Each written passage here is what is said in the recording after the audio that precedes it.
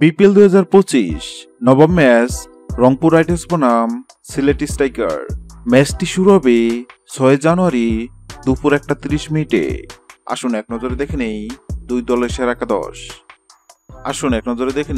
Rangpur Riders সেরা একাদশ: 1 Alexis, 2 Soumya সরকার, 3 সাইফ হাসান, 4 ইফতিকার আহমেদ, 5 নুরুল হাসান সোহান, 6 খুশদিল শাহ, 7 মেহেদী হাসান, 8 মোহাম্মদ সাইফুদ্দিন, 9 আকিব জাভেদ, 10 নাহিদ রানা, 11 কামরুল ইসলাম রাব্বি।